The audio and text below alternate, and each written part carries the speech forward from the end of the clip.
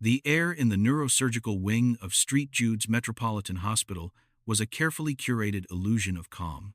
It was a place where silence was weaponized, where the gentle, rhythmic beeping of monitors was meant to be a lullaby of reassurance, not a countdown to oblivion. The walls were painted a serene, sterile blue. The floors were polished to a mirror shine, and the scent of antiseptic was so pervasive it seemed to bleach the very atmosphere of fear. But it was all a lie. Beneath the polished veneer, fear was the dominant currency, a palpable entity that clung to the starched white coats of the nurses and settled like a shroud in the private waiting rooms.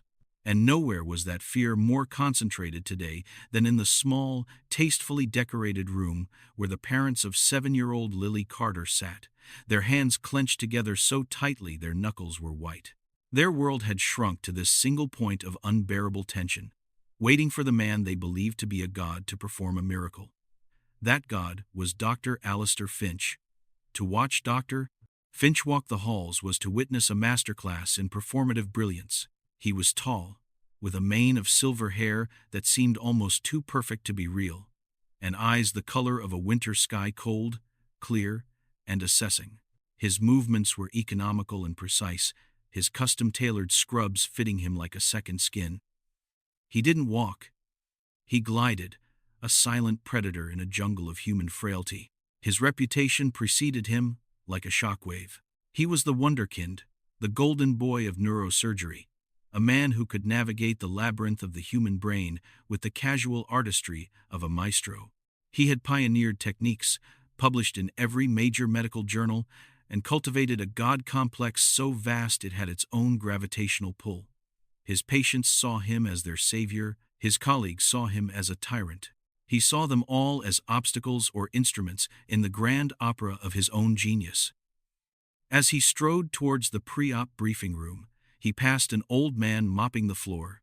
The man's name was Elijah Vance, though no one on this floor knew him as anything other than the night janitor. He was a quiet fixture, a ghost in gray overalls who moved through the hospital's veins after the chaos of the day had subsided. He was a black man, probably in his late 60s, with a face that seemed to have absorbed the quiet sorrows of the building itself. His hands, though gnarled and calloused from his work, moved with an impossible, fluid grace, his mop dancing across the linoleum in silent, efficient arcs. He was invisible, and that was exactly how he wanted it. Elijah saw Dr. Finch coming and subtly angled his mop bucket out of the surgeon's path. He knew the man's stride, the imperious rhythm of his footsteps. He had seen him dozens of times, always surrounded by a fawning entourage of residents and fellows, always speaking in a tone that brooked no argument. Elijah had worked in enough places to recognize the scent of that particular brand of arrogance. It was the brittle, hollow pride of a man who had never truly failed. And in a place where failure meant a life extinguished, that was the most dangerous kind of pride there was. Dr. Finch, however, did not adjust his path. He was a planet, and lesser bodies were expected to move out of his orbit. As he passed, his expensive Italian leather shoe clipped the edge of the mop bucket. A small splash of gray, soapy water arced through the air, landing on the pristine white of his scrubs, just above the knee. It was a tiny stain, insignificant, but to Dr. Finch, it was a defilement. He stopped dead. The entire corridor seemed to hold its breath. The two junior residents trailing him froze, their eyes wide with panic. Finch turned his head slowly, his cold eyes fixing on Elijah. It was not a look of anger. It was a look of pure, undiluted disgust, as if he had just found a cockroach in his soup. "What is this?" he asked, his voice dangerously soft. Elijah stopped mopping. He looked at the small, damp spot on the surgeon's leg, then back up at the surgeon's face. "I apologize, doctor," he said, his voice a low, calm rumble. "You were walking quickly. I tried to move it in time." The apology was sincere, the explanation factual. But to Finch, the janitor's calm was a form of insolence. He expected groveling. He expected fear. This quiet dignity was an affront. You tried, Finch repeated, a cruel smirk touching his lips. He gestured to the spot on his scrubs. And this is the result of your trying. Do you have any idea what I'm about to do? I am about to perform a suboccipital craniotomy to resect a grade 4 ependymoma from the fourth ventricle of a 7-year-old child. It is a procedure of exquisite complexity, requiring absolute precision, absolute focus, and absolute sterility. And you, he gestured dismissively at Elijah, have just introduced a variable of filth into my environment. Your carelessness is a potential contaminant. The residents behind him nodded eagerly, their faces a mask of sycophantic agreement. One of them, a young man named Dr. Peterson, even took a step forward. He's right. That's completely unacceptable. We should report this to maintenance management. Elijah's eyes, deep-set and weary, met Finch's. He said nothing. He simply held the surgeon's gaze. In that silence, he saw it all, the insecurity, masquerading as confidence, the fear of failure that fueled the cruelty. He had seen that look in the eyes of young, terrified interns. But to see it in a man of Finch's stature was like seeing a crack in the foundation of a skyscraper. It was a sign of a catastrophic collapse yet to come. This hospital, Finch continued, his voice rising, enjoying the audience, is a temple of healing. Every person here has a role. My role is to save lives. Your role is to be invisible and to clean up messes, not to create them. It seems you are failing at even that simple task. Perhaps you are in the wrong profession. With a final look of contempt, Finch turned and swept away, his entourage scrambling to keep up. Someone get me a fresh pair of scrubs. Now, he snapped over his shoulder, not looking back. Elijah watched them go. He felt a familiar, cold ache in his chest, a ghost of a feeling he had spent the last 10 years trying to outrun. It wasn't the insult that bothered him. He had been invisible for so long that insults were like stones thrown into a deep well. He heard the splash, but he no longer felt the impact. No, what bothered him was the diagnosis. A grade 4 ependymoma in the fourth ventricle. It was one of the most treacherous, most unforgiving tumors known to man. It was nestled deep in the posterior fossa, a dense jungle of critical neural pathways and blood vessels. It was a monster. And to fight it, you needed more than just skill. You needed humility. You needed to respect the monster. And Dr. Alastair Finch, he knew with a chilling certainty, respected nothing but himself. He finished mopping the section of the floor, his movements once again fluid and automatic, but his mind was far away. He was seeing a different operating room, a different time. He could almost smell the coppery scent of blood, feel the sickening slip of a tool in his own hand, hear the frantic, rising panic of the monitor's alarm. He shook his head, pushing the memory back down into the dark place where he kept it locked away. It wasn't his problem anymore. He was just the janitor. He was just the man who cleaned the floors. In the pre-op briefing room, Dr. Finch was addressing his team. The scrub nurse, a sharp, experienced woman in her 50s named Clara Davies, laid out the specialized instruments, her movements economical and practiced. She had worked with Finch for years, and she was one of the few people in the hospital who was not intimidated by him. She respected his skill, but she saw the man, not the myth. The approach will be standard, Finch was saying, pointing to a 3D holographic model of Lily's brain that hovered in the air. Midline incision. C1 laminectomy for better exposure. We'll debulk the primary mass, but the real challenge is the infiltration along the cerebellar peduncle. The tissue differentiation is almost nil. It's like trying to separate smoke from fog. Dr. Peterson, the sycophantic resident, spoke up. Dr. Roberts, at the Mayo Clinic, published a paper on using intraoperative diffusion tensor imaging to map the white matter tracks in real time. It could help delineate the margins. Finch shot him a look that could have frozen water. Dr. Roberts is a butcher, and his techniques are for surgeons who lack confidence in their own hands. We will not be needing crutches, Dr. Peterson. I know this territory better than the man who mapped it. Nurse Davies subtly cleared her throat. Doctor, the pre-op scans showed an aberrant branch of the posterior inferior cerebellar artery feeding directly into the tumor mass. It's not in the standard anatomical position. Anatomical variations are for textbooks and first-year students, Clara. In my OR, the anatomy will conform to my will. I've dealt with 100 pica variations. This will be no different. Is the family ready? A junior nurse nodded. They're waiting, doctor. They're very anxious. They asked if they could speak to you one more time. A flash of irritation crossed Finch's face. He hated speaking to the families.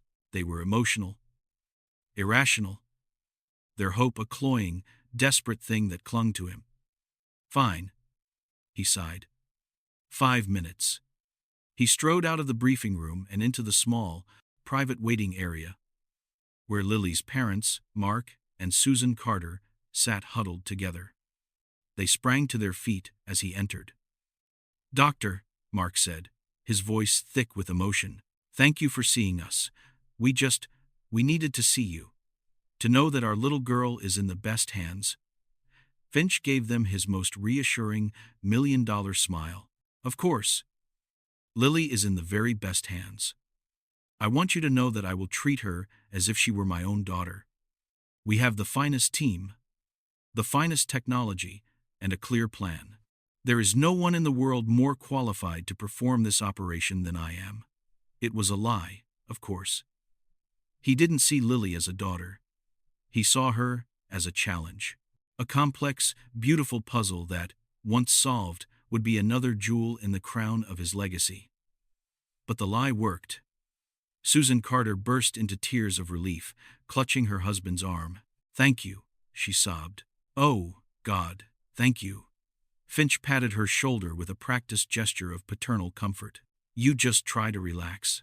The next time you see me, it will be with good news. I promise. He turned and left, leaving them clinging to that promise like a life raft in a storm. He felt nothing for them. Their fear and hope were just background noise, the static of the human condition. His focus was on the stage, the operating room, where his true performance was about to begin. Back in the corridor, Elijah was emptying his bucket at the janitor's closet. The brief, sharp memory had unsettled him. He hadn't thought about the specific anatomy of the posterior fossa in years, but Nurse Davies's reported pica variation had snagged in his mind like a fishhook, an aberrant branch feeding directly into a grade 4 ependymoma. It was a nightmare scenario, a booby trap laid by biology itself. The artery would be engorged, its walls thin and fragile from the tumor's metabolic demands. It wouldn't be like a normal vessel. It would be like a vein of dry rot in a piece of wood, ready to splinter into 1,000 pieces at the slightest touch. Finch's arrogance was a terrifying liability. He would go in too confident, expecting the artery to behave, to conform to his will. But a vessel like that had no will. It had only pressure. And when that pressure was released, it would be catastrophic.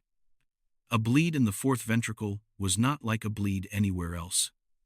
There was no room for error, no space to work. The brainstem, the very seat of life, was millimeters away. A bleed, there was a death sentence, a flash flood of crimson that would extinguish a life in minutes. Elijah closed the closet door, the metal latch clicking shut with a sound of finality. He leaned against it, his eyes closed. He could feel it. He could feel the terrible, inevitable momentum of the tragedy that was about to unfold. He had run from this world, from this feeling, from the crushing weight of holding a life in his hands. He had traded the scalpel for a mop, the operating theater for the quiet, lonely corridors of the night. He had chosen peace. He had chosen oblivion. But the hospital was not a place of peace. It was a place of ghosts. And as he stood there, the ghost of the man he used to be, the legendary surgeon who had once been hailed as the greatest of his generation, began to stir in its grave, awakened by the familiar, terrifying drumbeat of impending disaster. He gripped the handle of his mop, the worn wood cool against his palm. It was his shield, his penance. It was a reminder of the simple, uncomplicated life he had chosen. And yet, as the gurney carrying a small, sleeping 7-year-old girl rolled past him towards Operating Room 3, towards the arrogant god who was about to play with fire, he felt the terrible, unwelcome weight of a life settle once more upon his stooped shoulders. He was just the janitor, but he knew, with a certainty that chilled him to the bone, that he was the only person in this entire hospital who truly understood the horror of what was about to happen. Operating Room 3 was Dr. Finch's sanctum. Inside these four walls, the messy, unpredictable variables of the outside world were banished. Here, there was only science, skill, and the cold, elegant ballet of surgery. The air hummed with the quiet efficiency of well-oiled machinery and a highly trained team. Everyone moved with a choreographed precision, their roles as clearly defined as the lines on a circuit board. Clara Davies, the scrub nurse, was his silent partner in this dance, anticipating his every need, placing instruments into his hand with a barely perceptible click that was the only sound he tolerated besides the rhythmic beep of the monitors. The junior residents, Peterson, and a quiet, observant young woman named Dr. Chen, stood like acolytes. Their job to retract, to suction, and to witness the master at work. Today, the master was in his element. The initial stages of the operation were a testament to his reputation.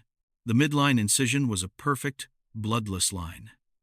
The craniotomy, performed with a high-speed pneumatic drill, was executed with a speed and confidence that bordered on arrogance but was undeniably brilliant. As he lifted the bone flap, revealing the delicate, pulsating dura mater beneath, a hush fell over the room. This was the threshold to the soul, and Finch was about to cross it. "Microscope," he commanded, and the massive Zeiss apparatus swung into place over the surgical field. Finch adjusted the eyepieces, and the world shrank to the microscopic landscape of Lily Carter's brain. For him, this was home. He navigated the arachnoid mater, his microscopic instruments moving with the grace of a hummingbird's wings, parting the gossamer layers of tissue to expose the angry, discolored mass of the tumor. It was a nasty one. Just as the scans had suggested, it was large, vascular, and adhered to the brainstem with a terrifying intimacy. A lesser surgeon would have been paralyzed by fear. Finch felt a surge of adrenaline, a thrill. This was a worthy opponent. "Initial debulking," he announced, his voice a low murmur that was broadcast through the room's speaker system. "Bipolar cautery at 10. Suction ready." For the next hour, he was not a man. He was a machine. He moved with a relentless, terrifying focus, vaporizing and suctioning away the tumor mass piece by minuscule piece. He was an artist carving a sculpture from living marble, his every movement a calculated risk, his every decision a tightrope walk between life and death. The residents watched, mesmerized. This was why they had fought for a residency under him. He was a monster, but he was a genius. He was demonstrating a level of technical skill that was almost supernatural. The bulk of the tumor began to shrink, melting away under his relentless assault. Vitals remained stable, the anesthesiologist announced from behind his bank of monitors. Blood loss is minimal. Finch allowed himself a moment of internal satisfaction. Minimal. Of course it was minimal. He was not a butcher like Roberts. He was a virtuoso. He was winning. Meanwhile, Elijah Vance pushed his mop bucket down a long, deserted corridor. On the hospital's sublevel, the fluorescent lights hummed a weary, monotonous tune. This was his world now, a world of beige walls, scuffed linoleum, and the lingering smells of floor wax and decay.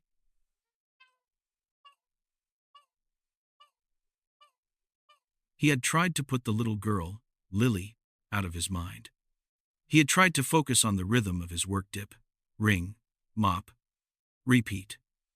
It was a mantra of forgetfulness, a physical act designed to occupy his hands and deafen his mind. But it wasn't working. His thoughts kept straying back upstairs, back to Operating Room 3. He wasn't just thinking about the surgery. He was living it. His hands, gripping the wooden handle of the mop, could almost feel the phantom weight of a Penfield dissector. He could feel the delicate, terrifying give of brain tissue, the subtle difference in texture between a healthy cerebellum and the invasive tendrils of a high-grade tumor. He found himself in the hospital's small, non-denominational chapel. He rarely came in here. It was a place of desperate hope, and he had made his peace with hopelessness long ago. But tonight, he was drawn to its silence. He sat down in a back pew, the worn wood groaning under his weight. He stared at the simple stained glass window, a geometric pattern of blues and golds. But he didn't see it. He saw a flash of crimson, a sudden, catastrophic bleed. The memory, the one he kept chained in the deepest dungeon of his mind, was rattling its cage. It had been a boy, not a girl. 9 years old. An aneurysm, not a tumor, but in the same treacherous neighborhood of the brainstem. A basilar artery aneurysm, the Everest of neurosurgery. He had been at the peak of his powers then. Dr. Elijah Vance, the man with the golden hands, the surgeon who could walk on water. He had gone in with the same arrogant confidence as Finch. He had clipped hundreds of aneurysms. This was just one more. He had dissected down to the vessel, exposed the fragile, shimmering sac. He was applying the clip. The final, victorious act. And then, his hand had slipped. A tremor, a minuscule, imperceptible spasm in his thumb. The result of too much coffee and too little sleep. The tip of the clip had grazed the aneurysm wall. It was the lightest of touches, a butterfly's kiss, and the world had exploded in blood. The surgical field, once a pristine landscape of pink and white, had become a churning red sea. Alarms screamed. The anesthesiologist shouted numbers that were falling off a cliff. He had tried to gain control, to find the source, to place a desperate, blind clip, but it was like trying to patch a dam with a thimble. He had felt the life draining out of the boy, not just on the monitors, but through his own hands, a warmth that was rapidly turning cold. He had lost him. On the table, the boy's parents had looked at him with the same desperate hope as Lily Carter's parents, and he had had to walk out of that OR and face them, the God who had failed, his hands stained with their son's blood, and his soul stained with his own unforgivable hubris. He never operated again. He had walked away from it all, the fame, the money, the accolades, the crushing, unbearable weight of it. He had vanished, letting the world believe he had simply retired to some private island.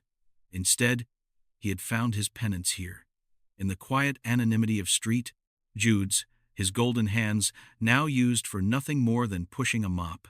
A quiet sob from the front of the chapel broke through his reverie. He looked up.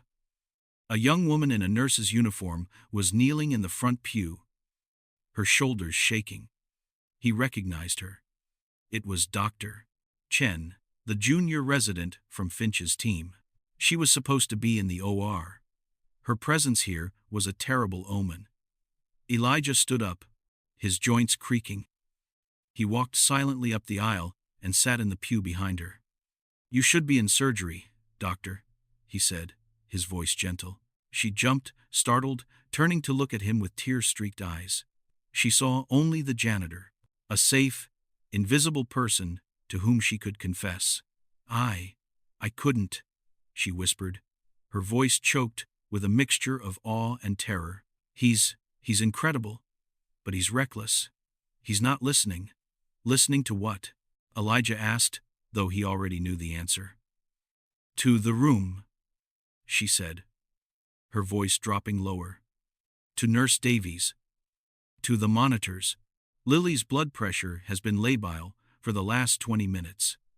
Every time he gets near the cerebellar peduncle, it dips. Clara Nurse Davies, she keeps pointing it out. She thinks the tumor is more involved with the brainstem vasculature than the scans showed. But he just dismisses her. He says it's anesthetic noise. He told her to stop distracting him. Elijah's blood ran cold. Labile pressure. It was the classic warning sign. The tumor wasn't just near the artery. It was strangling it, living off it. The vessel was compromised, unstable. The monster was stirring, and Finch was poking it with a stick. "He's so close to the edge," Chen whispered. More to herself than to him. "Everyone can feel it. It's like watching someone dance on a wire over a canyon. It's magnificent, but it's terrifying. I had to step out. I had to pray." Elijah looked at the young doctor's terrified, earnest face. She was seeing the performance, the magnificent dance, but he was seeing the canyon. He knew how deep it was, and he knew how it felt to fall. "Go back, doctor," he said, his voice firm but kind. "Your patient needs you. Your team needs you. Fear has no place in that room. Only focus." She looked at him, surprised by the authority in his tone. She wiped her eyes, nodded, and stood up. "You're right. Thank you," she said, and hurried out of the chapel, leaving Elijah alone once more with the ghosts. Back in OR3, the tension had ramped up to an almost unbearable level. Dr. Finch had successfully removed nearly 90% of the tumor. The surgical cavity was clean, the brain tissue around it placid. All that remained was the most dangerous part, the section clinging to the brainstem, the part that was tangled with the aberrant pica. This was the summit of the mountain. The final, triumphant act. "He's actually going to do it." Peterson, the other resident, breathed in awe. "He's going to get it all." Finch heard him, and a small, tight smile played on his lips behind his surgical mask. Of course, he was going to get it all. There was never any doubt. "Clara." A bit more retraction on the cerebellum. "Dr. Chen. Welcome back. Suction at the ready. We're going in." "Doctor." Her pressure is dropping again. "It's 80/40. The anesthesiologist's voice was sharp with warning. "It's just vagal stimulation from the retraction, man," Finch shot back, his focus absolute. "It will stabilize. Don't be so jumpy." He advanced his instrument, a delicate micro-scissor, towards the final piece of the tumor. It was here, in this final, delicate dissection, that his arrogance finally cashed the check his ego had been writing all day. It was just as the scans had shown, a thin, angry red vessel pulsing weakly, but he saw it as an obstacle, not a landmine. He believed he could dissect it off the tumor, peel it away like a sticker. A more cautious surgeon would have stopped, leaving this last, dangerous piece behind.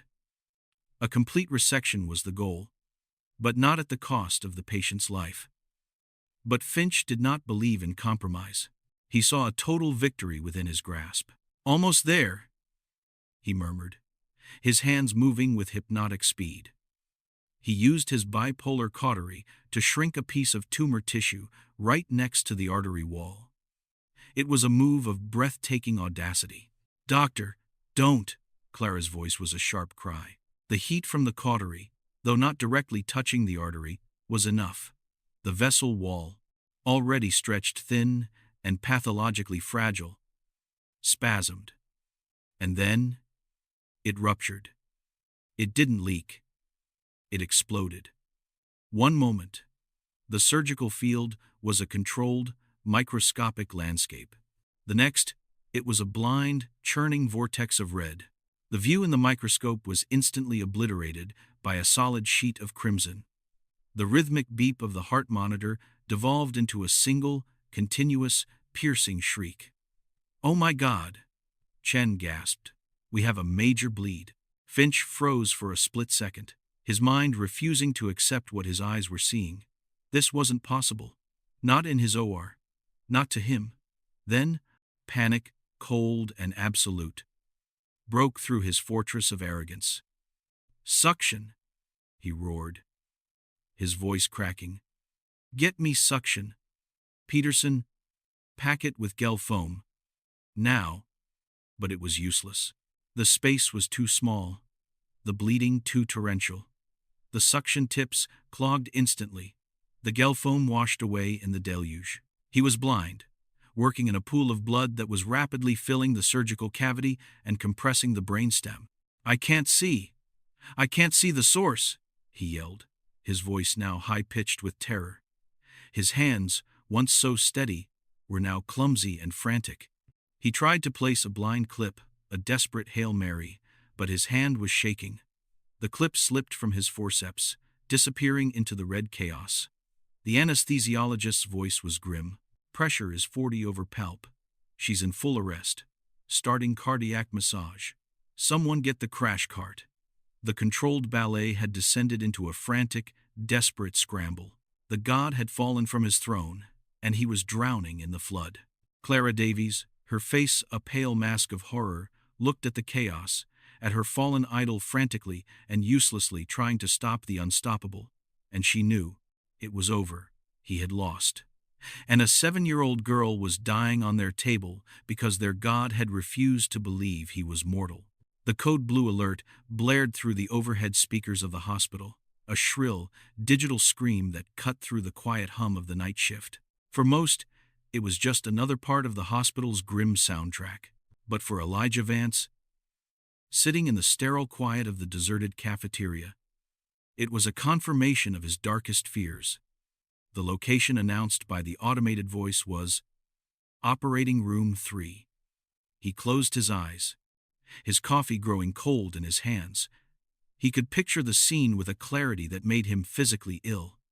The panic, the shouting, the futile, frantic attempts to reverse a catastrophic event that was set in motion hours ago. Not by a slip of the hand, but by a flaw in the soul. He felt a profound, weary sadness settle over him. It was a tragedy, but it was not a surprise. He had seen it coming. He took a slow sip of his bitter coffee and prepared to go back to his duties. This was not his fight. He had laid down his arms long ago. As he stood up to clear his tray, the cafeteria doors burst open. It was Dr. Chen. Her face was ashen, her eyes wide with a trauma that went beyond professional stress. She looked like she had just seen a ghost. She scanned the empty cafeteria, her gaze frantic, and then her eyes locked onto Elijah. She ran towards him, stumbling slightly. "You!" she gasped, her breath coming in ragged sobs. "You have to come, please." Elijah's heart, a slow and steady drum, gave a painful lurch. "Dr. Chen, I'm the janitor. There is nothing I can do." "No, you don't understand," she said, grabbing his arm, her grip surprisingly strong. "He's lost it. Dr. Finch, he's completely fallen apart. He's just standing there, staring. He's catatonic. Peterson is trying to do chest compressions on the table, but it's chaos. The bleed, oh God, it's everywhere. We're losing her. She's gone." She was dissolving into hysteria, her medical training washed away by a tidal wave of horror. Elijah looked into her eyes and saw not just a terrified resident, but a younger version of himself, staring into the abyss. And in that moment, a switch flipped. A circuit that had been dormant for a decade suddenly sparked to life. It wasn't a choice. It was an instinct. A reflex buried deeper than thought. He put his hands on her shoulders, his grip firm and steady. "Dr. Chen," he said, his voice no longer the quiet rumble of a janitor, but the clear, commanding tone of a field general. "Breathe. Look at me." What was the last blood pressure? The sudden shift in his demeanor, the laser-like focus in his eyes, cut through her panic. She blinked, momentarily confused. I don't know. It was gone." "No," he said, it was the pica, but he couldn't see. It was too fast. Elijah's mind was already working, processing the variables, running the horrible calculus. A catastrophic pica rupture in a child. The brainstem was already compressed. Cardiac arrest. The window of opportunity wasn't just closing, it had been slammed shut. By all medical logic, she was dead. There was no coming back from this. But then he saw the image of the little girl on the gurney, her face peaceful in sleep, and the cold logic of medicine was eclipsed by something else. A flicker of an old, stubborn fire. How long has she been in arrest? He asked, his voice sharp. 5 minutes? 6? I think 7, she stammered. And yet, he let go of her shoulders. He started walking towards the door, not running, but moving with a speed and purpose that seemed utterly alien to the stooped, weary janitor he had been moments before. Chen stared after him, dumbfounded. Where are you going? To operating room 3, he said without looking back. Get me a pair of size 8.5 gloves, a sterile gown, and tell Nurse Davies that Dr. Vance is on his way. The name hung in the air for a second before it registered. Vance. Dr. Vance. Her eyes widened in disbelief. It was a name spoken only in legends, a ghost story whispered by older surgeons about the brilliant, mercurial neurosurgeon who had been the best in the world before he had simply vanished. It couldn't be. The janitor? She stood frozen for a moment, her mind reeling.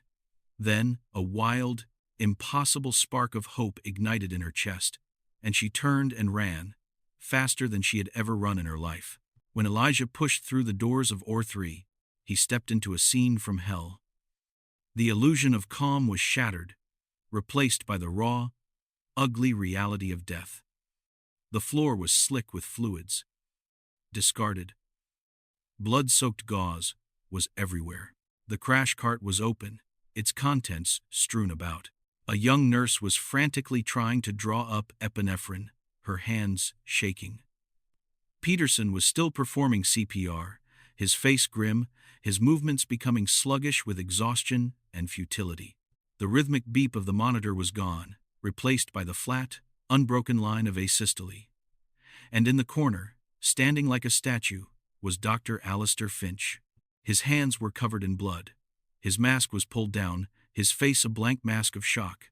His eyes, once so cold and arrogant, were now wide and vacant, staring into a space only he could see. He had not just lost his patient, he had lost himself. He had come face to face with his own fallibility, and the sight had broken him. Clara Davies, the scrub nurse, stood near the table, her face streaked with tears, but her eyes were still clear, still fighting. She was the only one in the room who hadn't completely succumbed to the chaos. When she saw Elijah walk in, her first instinct was anger. "Get out," she snapped. "We have a code. This is a sterile area."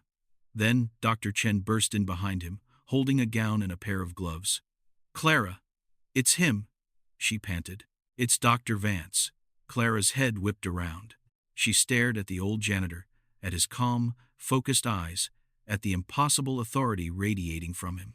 She was one of the few nurses old enough to have been at St. Jude's when Vance was a legend. She had seen him operate once, as a nursing student, watching from the gallery. She had never forgotten it. Her jaw dropped. "My God," she whispered. Elijah ignored the reactions. He was already moving. He strode to the sink, turning on the water. "Time of arrest?" He barked at the room. No one answered. They were all staring at him, stunned. "Time of arrest," he repeated, his voice a thunderclap that shattered the paralysis in the room. 7 minutes ago," Clara answered, her training kicking in. "Almost 8 now." Elijah began to scrub his hands with a brutal, practiced efficiency. He wasn't the janitor anymore. He was someone else entirely. "Get a level 1 infuser, and start pushing O-negative blood and FFP. I want 4 units of each. Wide open. Get her core temperature down. Pack her head in ice. Now, I want profound hypothermia. Peterson, stop compressions. You're just pushing more blood into the cranial vault and increasing the pressure. Get the internal defibrillator paddles. We're going to try to restart her heart, but not until we get control of the bleed." His orders were a rapid-fire succession of commands, each one precise, logical, and a complete reversal of the chaotic mess he had walked into. The team, desperate for a leader, for anyone to tell them what to do, scrambled to obey. The atmosphere in the room shifted instantly. The panic didn't vanish, but it was replaced by a surge of desperate, focused energy. They had a plan. They had a leader, As Elijah was gowned and gloved, he walked towards the operating table. He looked at Finch, who was still standing in the corner like a broken doll. "Finch," Elijah said, his voice sharp. Finch didn't respond. "Alistair!" he snapped. Finch's head turned slowly, his vacant eyes finally focusing on Elijah. Recognition dawned, followed by utter, profound disbelief. "Elijah?" he whispered, his voice a dry rasp. "What?" "Get out of my way," Elijah said, his voice devoid of sympathy. He gently pushed the taller man aside and took his place at the head of the table. He looked into the microscope. What he saw was what he had expected: a war zone, a hopeless, bloody abyss. He couldn't see any anatomy, only the relentless, pulsing wellspring of arterial blood. "Give me a number 4 Fraser suction tip," he commanded. Clara slapped it into his hand. Elijah took a deep breath. He was about to attempt the impossible. He was about to try and walk back through the gates of death. With one hand, he advanced the large suction tip, using it not just to clear the blood, but as a retractor, a blunt instrument to push back the tide. With the other hand, he took a smaller suction and began to work in the small, fleeting pockets of visibility he was creating. It was like trying to perform surgery in the middle of a hurricane. The residents watched, breathless.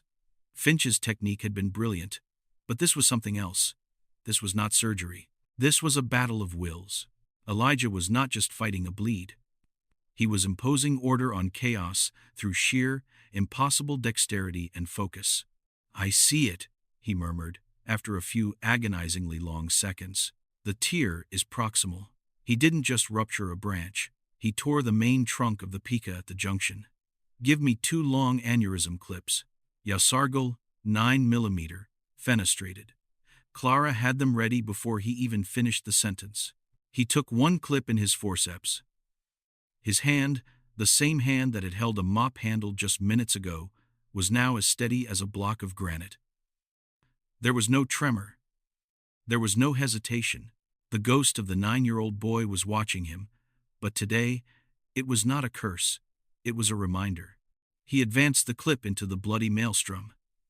He was working blind, guided only by a 3-dimensional map in his mind, a map built from a lifetime of study and a decade of regret. He was operating on memory, on instinct, on the ghost of a feeling. He felt the subtle give of the vessel wall against the tip of his instrument. He was there. He opened the clip. He positioned it, a millimeter to the left, then back to the right. He could feel the pulse of the blood against the metal. A wild, dying animal. And then he closed the clip. For a heartbeat, nothing changed. The bleeding continued, a furious, unabated torrent. He had missed. The hope that had flared in the room guttered and died. "It didn't work," Peterson whispered, his voice leaden with defeat. But Elijah didn't move. "Wait," he said, his voice a low command. And then, slowly, miraculously, the red tide began to recede. The furious geyser slowed to a trickle, then to a gentle, manageable ooze. The suction began to gain ground, clearing the surgical field, revealing the source. He had not clipped the tear itself. He had done something far more audacious. He had placed the clip on the vertebral artery, a full centimeter proximal to the tear, deliberately sacrificing the pica to cut off its blood supply at the source. It was a move of shocking, brutal elegance, a move that only a surgeon with a profound understanding of collateral blood flow and a willingness to make a devastating choice would even consider. He had traded the artery to save the brain. "The bleed is controlled," he announced, his voice flat, betraying no emotion. He took the second clip and, in the now clear field, meticulously repaired the tear in the main vessel before restoring flow. The surgical cavity was now quiet. The monster had been slain. He stepped back from the microscope. "All right," he said to the room at large. "She's been down for almost 12 minutes. Let's see if we have anything left to save. Charge the internal paddles to 10 joules. The residents stared at him. The flat line on the monitor had not wavered. There was no electrical activity to shock. It was medically futile. "Now, doctor," Elijah said, his gaze locking with Peterson's. Peterson, jolted into action, charged the paddles and handed them to Elijah. Elijah took the small, spoon-like paddles and placed them directly on the surface of Lily Carter's small, still heart. "Clear," he said. The small body jerked. On the monitor, the flat line blipped. A single, hopeful, ventricular contraction. And then, nothing. The line went flat again. Charge again. 20 joules. Clear. The body jerked. The line blipped. And then, a second blip. And a third. A slow, agonal, but definite rhythm began to appear on the screen. A sinus bradycardia. It was the rhythm of a severely damaged, but still living, heart. A collective gasp went through the room. It was impossible. It was a miracle. Alistair Finch, still standing in the corner, slid down the wall and sat on the floor, his head in his hands. He began to weep, not for the patient he had almost killed, but for the chilling, undeniable truth that had just been revealed to him. He was not a god. He wasn't even the best surgeon in the room. He wasn't even the best surgeon on the floor. The best surgeon in the hospital, the man who had just walked through fire and brought a child back from the dead, was the old black man he had humiliated just hours ago. The janitor, the hours that followed were a testament to the strange, liminal space between a miracle and a medical procedure. The atmosphere in Operating Room 3 had transformed completely. The frantic panic was gone, replaced by a hushed, almost reverent, focus. Elijah Vance remained in command, a silent, steady presence at the center of the storm he had calmed. The team, once Finch's acolytes, now orbited him, their movements guided by his quiet, precise instructions. He never raised his voice. He never had to. His authority was absolute, derived not from a title or a reputation, but from a level of competence so profound it was its own law. He worked meticulously to evacuate the hematoma, the massive clot of blood that had formed and was now compressing Lily's brainstem. Every movement was a study in economy and grace. His hands, which had once seemed so clumsy on a mop handle, now moving with the innate, fluid intelligence of a master craftsman. He irrigated the surgical cavity, his eyes scanning for any secondary bleeding, any sign of swelling. He was no longer just a surgeon. He was a custodian, a caretaker, painstakingly cleaning up the wreckage left by another man's ego. Dr. Chen and Dr. Peterson worked alongside him, their earlier fear replaced by a deep, humbling awe. They were witnessing a level of surgical mastery that they had only read about in textbooks. Finch's surgery had been a display of high-wire, high-risk acrobatics. This was different. This was a deep, resonant understanding of the tissue. A conversation with the living brain itself. Elijah didn't command it. He listened to it, respected it, and gently guided it back from the brink. Alistair Finch remained on the floor in the corner, a ghost in his own kingdom. No one spoke to him. No one looked at him. It was as if he had ceased to exist. He watched the scene unfold, his mind a maelstrom of shame, disbelief, and a strange, terrifying sense of liberation. His entire identity, the carefully constructed edifice of his genius, had been demolished in a matter of minutes. He had built his life on the belief that he was the best, that his hands were infallible, and now he had been forced to watch as a man he considered less than human, a man he had cruelly mocked and dismissed, had single-handedly salvaged his catastrophic failure. He was watching a legend, and the legend was a janitor. After 2 more hours, the long, arduous process was complete. The hematoma was gone. The brain was stable. Lily's vitals, once in freefall, were now holding steady, albeit with the massive support of medication and the ventilator. She was alive. Against all odds, against all medical reason, she was alive. "All right," Elijah said, his voice weary but calm. "Let's close." He stepped back from the table, allowing the residents to begin the process of closing the incision. His part was done. He stripped off his gloves and gown, dropping them into the biohazard bin. He was no longer Dr. Vance, the legendary surgeon. He was just Elijah, again. He walked over to the sink and began to wash his hands, the methodical scrubbing a familiar, comforting ritual. The reflection that looked back at him from the polished steel of the soap dispenser was just an old, tired man in gray overalls. But something in his eyes had changed. The weary resignation was still there, but beneath it, a flicker of the old fire had been rekindled. He had not wanted this. He had not sought it. But the call had come, and he had answered. The weight he had run from for a decade had found him again, and this time he had not buckled. Clara Davies approached him, her eyes red but shining with an emotion he couldn't quite decipher. I don't know what to say," she stammered. "I've been a nurse for 30 years. I've seen everything, but I have never, ever seen anything like that. You didn't just save her, you resurrected her." Elijah finished drying his hands and turned to face her. The child saved herself, Nurse Davies. Her heart was strong enough to come back. "I just cleaned up a mess."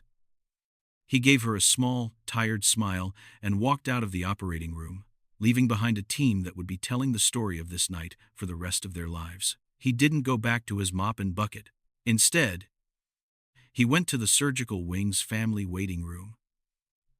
He knew there was one more task he had to perform, the one he dreaded most of all. Mark and Susan Carter were huddled together on a small sofa, their faces etched with a grief so profound it seemed to have aged them by a decade. A hospital chaplain was sitting with them, speaking in low, comforting tones. They had been told there had been a complication.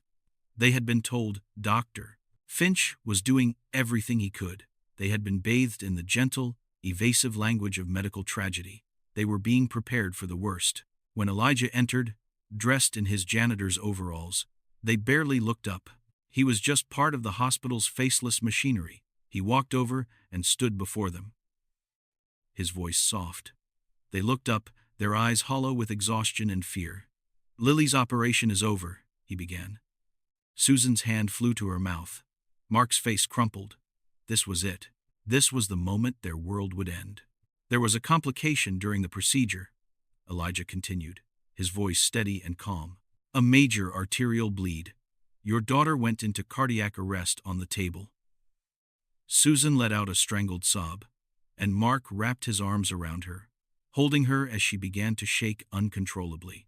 Elijah waited. He let the weight of the terrible news settle. He would not give them false hope or easy platitudes.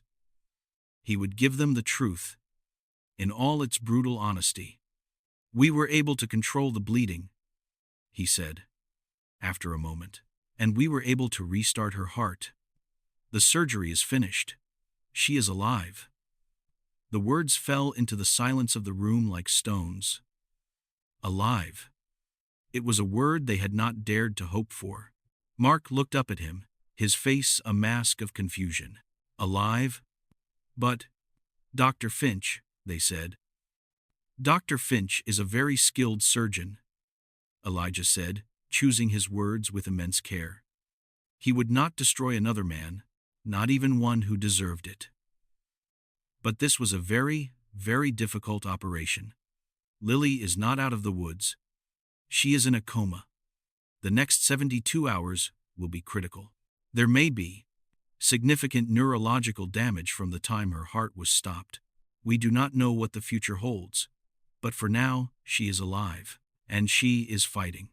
He looked at these two terrified parents, and for the first time in a decade, he did not feel the crushing weight of his own failure. He felt the simple, profound privilege of being able to deliver a sliver of hope into the darkest of nights. Who are you?" Susan asked, her voice a raw whisper, finally looking at him, really looking at him, and seeing not a janitor, but the man who held her daughter's life in his hands. "My name is Elijah Vance," he said simply. "I'm a doctor here."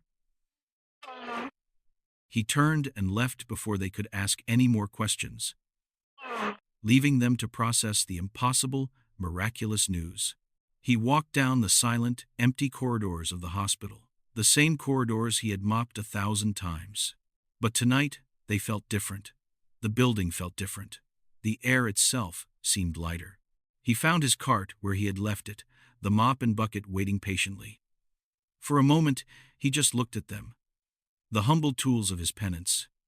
He had thought this was his life now, a quiet, anonymous atonement. But fate, it seemed, had other plans.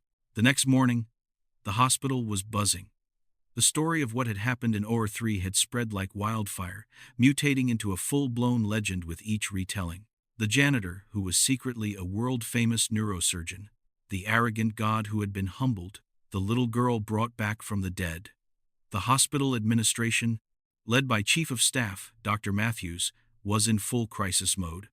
They convened an emergency meeting of the board. The central question was not just what to do about Finch, but what to do about Vance. Alistair Finch was ushered into the boardroom. He looked like a broken man. His face was pale, his eyes were red-rimmed, and his usual air of imperious confidence was gone, replaced by a fragile, hollowed-out stillness. "Alistair, Doctor," Matthews began, his voice grave. "We have your official statement. We've reviewed the testimony from the OR team. To say that your conduct was reckless is an understatement. You put this hospital, and more importantly, your patient, at catastrophic risk." Finch said nothing. He simply stared at his hands, resting on the polished mahogany of the table. "However," Matthews continued, "we also have a rather unique mitigating factor. Dr. Vance has given us his statement as well. He has confirmed your account of the events, but has also made it clear that the pica rupture was, in his expert opinion, an unavoidable complication of a pathologically fragile vessel. He is not pressing charges of malpractice. He is, in fact, defending your initial surgical approach." Finch's head snapped up, his eyes wide with disbelief. Vance was defending him? After what he had done, after the humiliation, the insults, it made no sense. "And then there is the matter of Elijah Vance himself," Matthews went on, a weary sigh escaping his lips. "He has been working as a janitor on our night staff for the past 10 years. 10 years. One of the greatest surgical minds of his generation has been cleaning our floors. We have offered him his old post back, a full professorship, head of the department, anything he wants. He has respectfully declined it all." A knock came at the door, and Elijah Vance walked in. He was wearing his simple gray overalls. He looked completely out of place in the opulent boardroom, and yet he commanded the room more than anyone at the table. "Elijah," Matthews said, his voice a mixture of respect and exasperation, "we were just discussing your situation. The board wants to formally offer you the position of Chief of Neurosurgery." Elijah gave a small, sad smile. "I appreciate the offer, Robert," he said, using the Chief of Staff's first name with the easy familiarity of a former colleague. "But I can't accept. I walked away from that life for a reason. I am not the man I once was." "Not the man?" Matthews exclaimed, incredulous.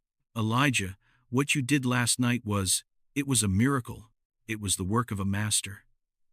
It was the work of a man who knows the price of arrogance because he has paid it in full," Elijah said, his gaze shifting to Alistair Finch.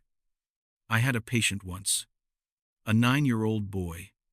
I made a mistake, a small one, born of pride and exhaustion, and he died on my table. That is why I stopped.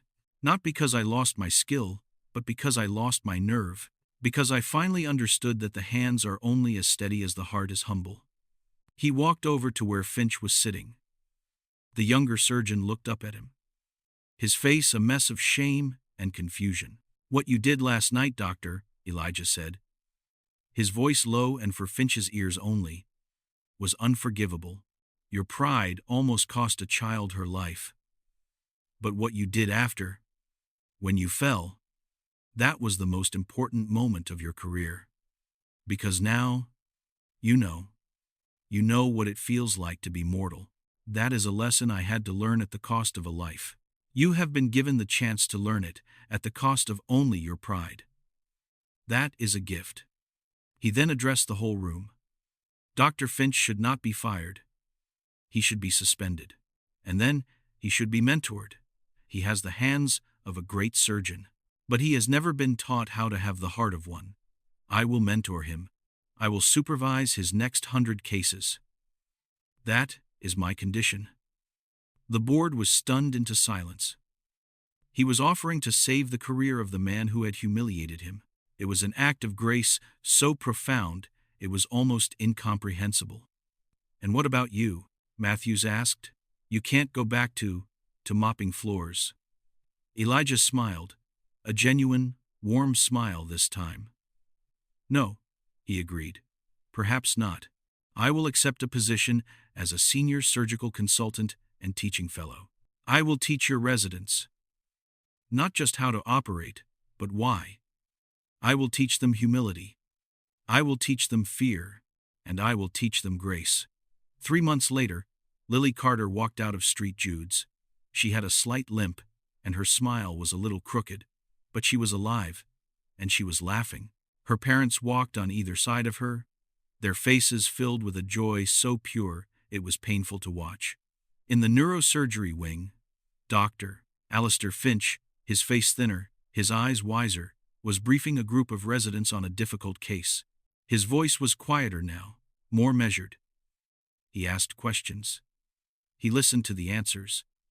He was still a brilliant surgeon, but he was no longer a god. He was a man, and on the floor below, a new janitor was mopping the floors. In a small office down the hall, Dr. Elijah Vance was sitting with Dr. Chen, patiently guiding her through the complexities of a 3D brain scan, his voice a low, calm rumble, the voice of a man who had walked through the valley of the shadow of death and had come back, not to rule, but to serve. He had learned that true power was not in the godlike ability to command life, but in the humble, human ability to care for it. He had found his redemption not in running from his ghosts, but in teaching a new generation how to live with theirs.